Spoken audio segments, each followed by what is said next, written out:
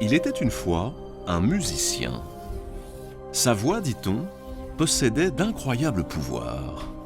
Douce comme le miel, chaude comme le bonheur, ferme comme le plus solide des métaux, elle attendrissait le cœur des mortels, même celui des hommes les plus durs. Il suffisait à Orphée de caresser les cordes de sa lyre et le loup se mettait à trotter à côté de l'agneau. Le renard suivait le lièvre. Sur son passage, les rivières détournaient leur cours pour venir l'écouter. Les pierres et les rochers, bouleversés, se soulevaient de terre.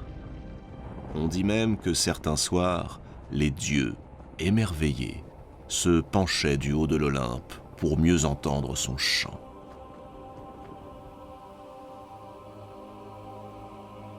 Pourtant, Orphée n'est pas tout à fait un dieu. Disons, un demi-dieu. Il est le fils de la muse Calliope, muse de la poésie et de l'éloquence, certes, mais aussi d'un homme mortel, le roi de Thrace, Euagre. À sa naissance, Apollon, dieu de la lumière, protecteur des poètes, vient déposer une lyre au pied de son berceau. Pas n'importe quelle lyre, une lyre magique, ensorceleuse, dotée de 9 cordes. 9, en hommage aux 9 muses. Un geste suffisant pour qu'une rumeur se mette à courir sur le compte du nouveau-né. Et s'il était le fils d'Apollon lui-même.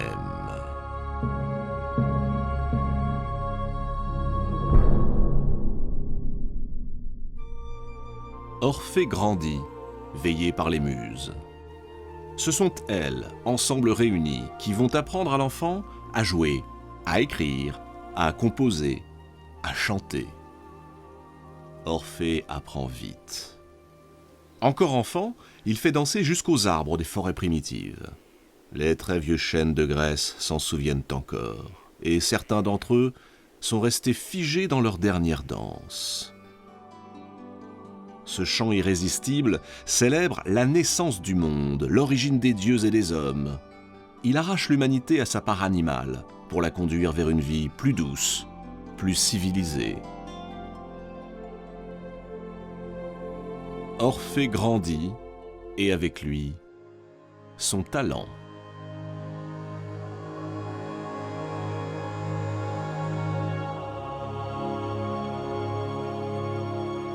Mais le jeune homme a le goût de l'aventure. Il rêve de voyages et de fabuleux exploits. Alors, il part sur les routes. Là où il passe, les hommes et les femmes le vénèrent, l'accueillent avec des guirlandes de fleurs, l'acclament.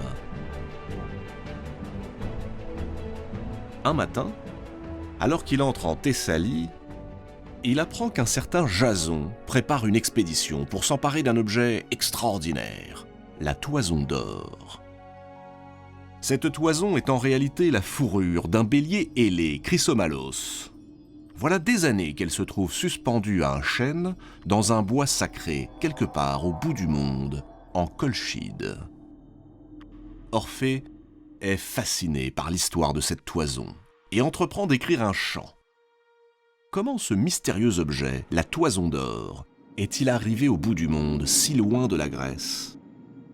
C'est par la faute d'un banal conflit familial, apprend-il.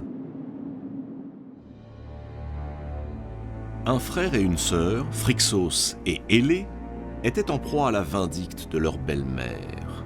L'affreuse marâtre, jalouse de ses enfants d'un premier lit, avait décidé de s'en débarrasser en les faisant immoler par leur propre père.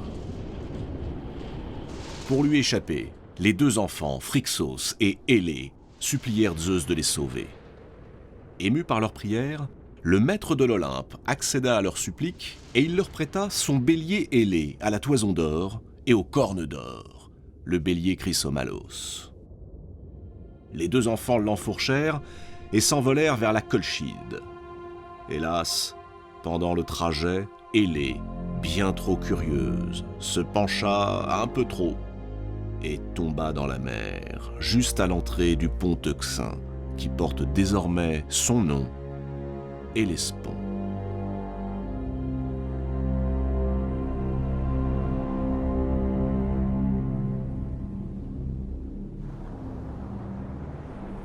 Une fois arrivé en Colchide, Phrixos sacrifia le bélier en l'honneur de Zeus. Et il accrocha la toison d'or à un chêne sacré. La récupérer eût été simple si le roi qui régnait sur le pays n'en avait confié la garde à un effroyable dragon. Un animal monstrueux qui, d'un jet de flamme, carbonise quiconque ose s'approcher. Qu'importe à Jason les dragons ou autres créatures infernales, il a 20 ans, et à cet âge, on ignore la peur. Rien ne l'empêchera de récupérer cet objet mythique. Car c'est un royaume qui est en jeu. Et pas n'importe quel royaume. Le sien. S'il décroche la toison d'or, il remporte un trône. Il sait que tous ceux qui s'y sont risqués ont perdu la vie. C'est un voyage terrible, plein d'embûches. Orphée, bien qu'informé des dangers, propose ses services à Jason. Jason hésite. À quoi pourrait bien lui servir un musicien, pire encore, un poète ? C'est d'un soldat dont il aurait besoin, ou bien d'un marin aguerri. Orphée insiste. Sa lyre, promet-il, don du dieu Apollon, soutiendra l'effort des rameurs. Ses poèmes regonfleront le cœur de ses compagnons dans les moments de désespoir. Jason accepte. Il ne reste plus qu'à trouver un bateau. Ce sera l'Argo, du nom de son architecte, Argos. Une nef géante.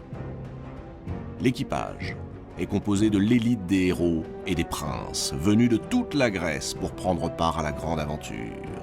Jason en choisit 52, les Argonautes.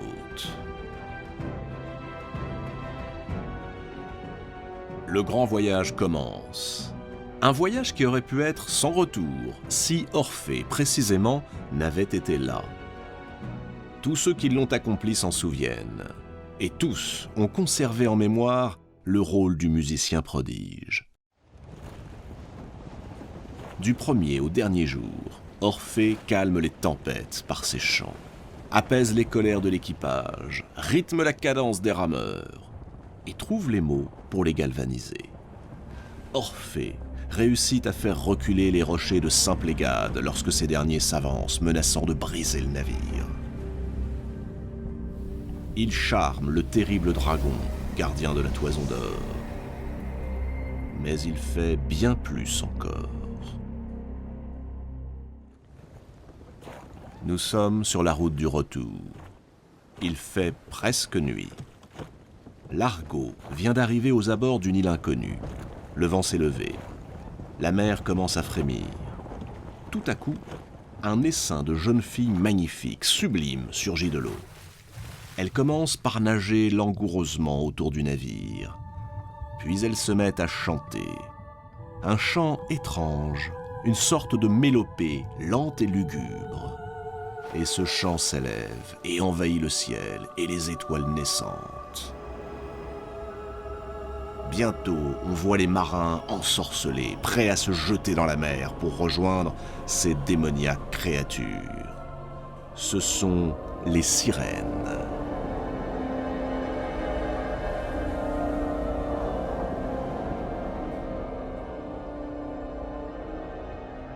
Sous leur apparence séduisante, les sirènes sont des êtres maléfiques. Mi-femmes, mi-poissons, elles sont destinées à vivre aussi longtemps qu'elles parviendront, par leur chant, à empêcher les mortels de poursuivre leur route.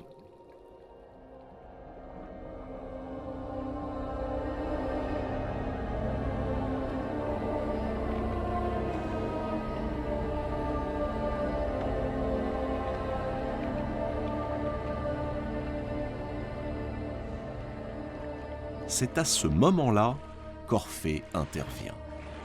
Saisissant sa lyre, il entame à son tour un chant si merveilleux, un chant si pur qu'il couvre celui des sirènes.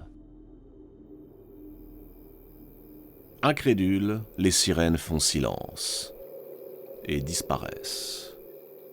L'Argo est sauvé. On raconte que, désespérées d'avoir été ainsi surpassées, les sirènes se sont suicidées. Pourtant, au moins 2 d'entre elles étaient encore là, quelques générations plus tard, lorsque Ulysse croisa dans les parages.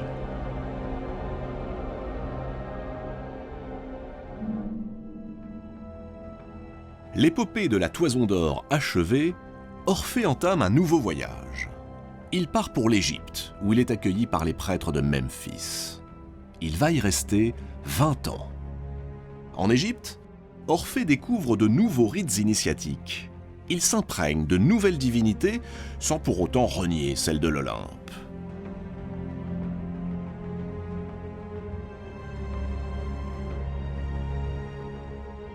Fort de ces nouvelles connaissances, Orphée inspire un nouveau courant, presque religieux. Il recommande à ses adeptes, de plus en plus nombreux, de ne plus se nourrir de viande. Pour les dieux, cette recommandation est une véritable provocation. Jadis, Prométhée, le titan rebelle, avait condamné l'espèce humaine à manger de la viande pour survivre. Prométhée avait assujetti l'humanité à la faim et à la mort. Par son refus de se nourrir des animaux morts, Orphée brise le processus. Et du même coup, tout le système politico-religieux mis en place par Zeus et Prométhée. Orphée est en train de rompre avec un certain type de communication établi depuis toujours entre les hommes et les dieux. Mais c'est en rencontrant la belle Eurydice qu'Orphée met véritablement le pied sur le tranchant de son destin. Un matin, Orphée se promène à l'orée d'un bois. Le soleil est éclatant, le ciel d'un bleu parfait. Elle est là, Eurydice. Eurydice est une dryade, une de ces nymphes qui vit parmi les arbres et les bosquets.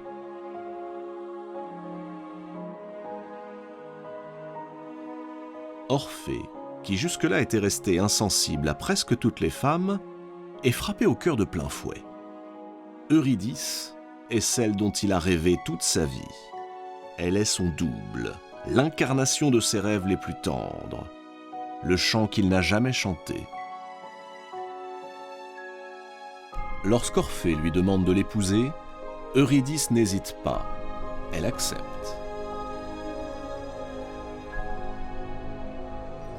Vient le jour des noces.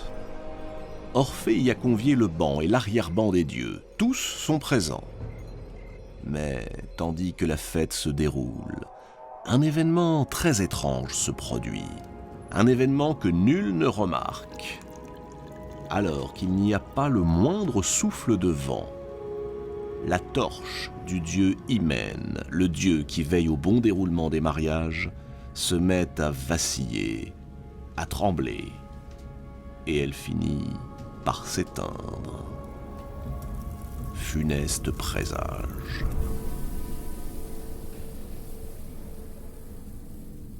Les mois passent. Orphée et Eurydice vivent un amour sans nuages, jusqu'au jour où éclate le terrible drame. Assis à l'ombre d'un grand chêne, Orphée compose un poème. Non loin, les nymphes valsent dans la prairie. Le temps est au bonheur et à l'insouciance. Eurydice s'éloigne pour suivre l'eau murmurante d'une rivière. Au bout de quelques minutes, elle pénètre dans un sous-bois jonché de soleil.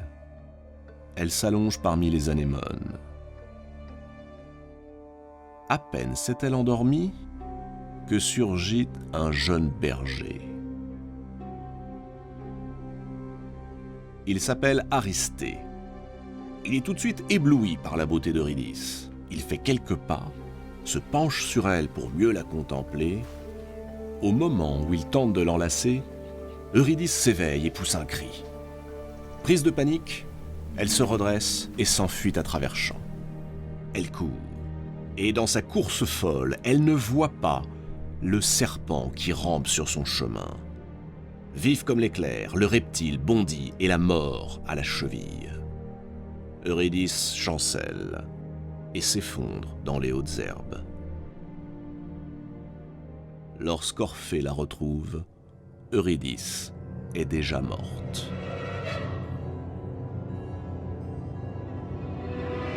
Le cri de douleur que pousse Orphée fait fuir les nymphes, trembler les arbres.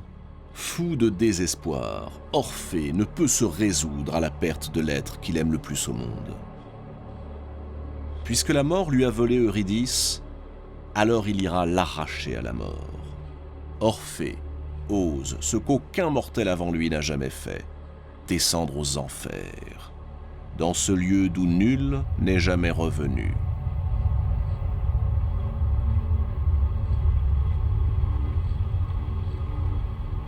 Orphée prend sa lyre et se met en route. Il traverse des paysages désolés, lugubres. Il franchit des plaines infectes, chargées de fumerolles. Il contourne des lacs profonds, bouillonnants de soufre. Et il parvient, non sans mal, jusqu'au marécage fétide du fleuve Achéron, qui se jette un peu plus loin, dans le terrible Styx. Là, dans les ténèbres, Orphée voit venir à lui le radeau du vieux Charon. Devant l'inflexible passeur du Styx, puis devant Cerbère, le chien à 3 têtes qui garde la porte des enfers, Orphée se met à chanter. Un chant si beau, un chant si parfait, un chant si émouvant, que Charon et Cerbère, totalement charmés, acceptent de le laisser entrer. Orphée s'enfonce plus encore vers le pays des morts.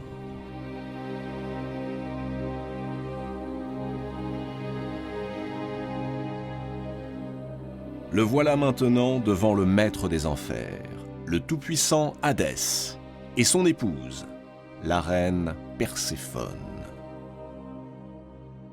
Humblement, Orphée s'incline devant eux. Puis à nouveau, il pince les cordes de sa lyre et entonne le cantilène de son regret. Ses grands yeux graves fixent Perséphone, dont il connaît la pénible histoire. Après tout, elle aussi avait subi la cruelle séparation lorsque Hadès l'avait enlevée à sa mère pour l'entraîner ici, dans les enfers. Quand ils entendent la complainte d'Orphée, tous les damnés du Tartare sont soudain pris d'un trouble insolite. Les Danaïdes cessent d'emplir leur urne sans fond. Sisyphe s'immobilise sur son rocher. Tantale renonce même à atteindre l'eau qui sans cesse le fuit, et la roue d'Ixion interrompt sa course infinie. Tout, dans ce monde de pierre et de désolation, semble pénétré par le chant du poète. Hadès et Perséphone, eux-mêmes, sont émus aux larmes. « Soit, déclare Hadès, tu peux reprendre Eurydice, mais à une condition qui est la loi de ce royaume. Tu devras précéder ton épouse sur les 3 chemins qui mènent à la surface et ne jamais te retourner pour la regarder. Jamais. Pas avant d'avoir atteint la lumière du soleil. » Orphée, fou de joie, accepte. Et c'est là que tout va basculer. Orphée reprend le chemin qu'il a emprunté. Il marche. Quelques pas derrière lui se tient désormais Eurydice. Il marche et ne se retourne pas. L'un derrière l'autre, à travers un silence que ne trouble aucun bruit, Orphée et Eurydice cheminent. Sur un sentier abrupt et semé d'éboulis, ils grimpent, ils enjambent des vides béants. Noyés dans un épais brouillard, ils épousent les courbes de précipices effrayants. La lumière est proche, encore quelques pas, et ils pourront apercevoir les premières lueurs du jour.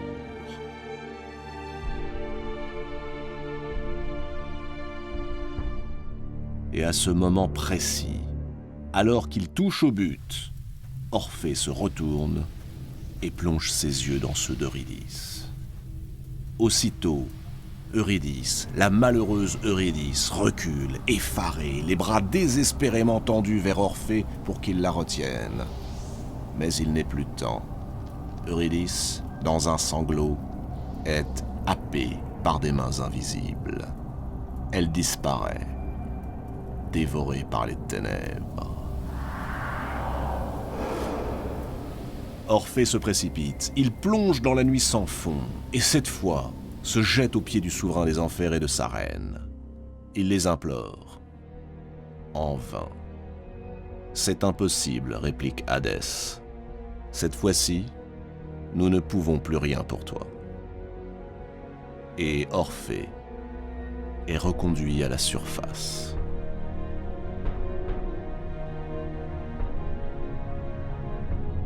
Par quelle folie Orphée a-t-il cédé à la tentation de regarder Eurydice? Pourquoi? Cette énigme, nul ne l'a jamais éclaircie. Mais elle témoigne bien de cette difficulté que rencontrent les mortels parfois. C'est quand tout semble gagné, lorsque les épreuves les plus difficiles paraissent surmontées et qu'il ne reste plus qu'un tout petit obstacle, banal, anodin, que la tentation du vertige l'emporte et renverse tout sur son passage.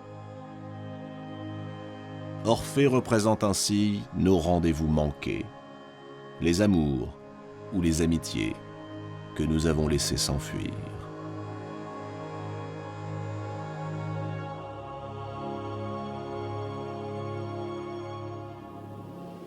Lorsqu'il revient du monde souterrain, Orphée, le lumineux Orphée, musicien de génie, poète inégalé, ressemble à un spectre. Il est inconsolable. Il décide de s'exiler du monde et de vivre en ermite pour le restant de ses jours. Le cœur serré, l'âme au bord des lèvres, Orphée passe ses nuits à observer les étoiles, guettant un signe qui jamais ne vient. Une tristesse infinie consume tout son être. Il ne compose plus que mélodies déchirantes et hymnes mélancoliques.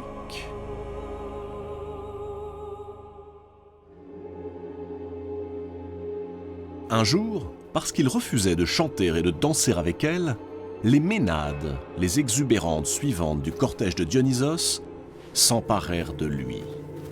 Ces femmes possédées, adoratrices de Dionysos, qui ne supportaient plus ses lamentations, ces femmes folles, le taillèrent en pièces. Ivres de rage, les Ménades coupèrent la tête d'Orphée avant de la jeter dans le grand fleuve. Et là, chose extraordinaire, on vit la tête décapitée du malheureux Orphée flotter et continuer de chanter la complainte des amours perdus, tandis que le courant l'emportait vers la mer, jusqu'à l'île de Lesbos.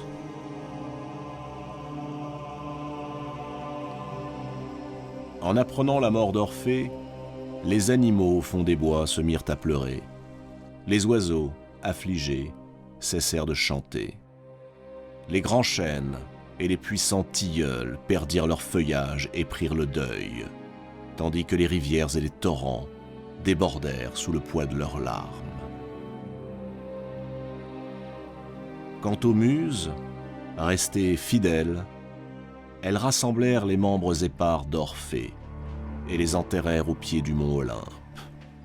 Elles confièrent à Zeus la lyre du poète.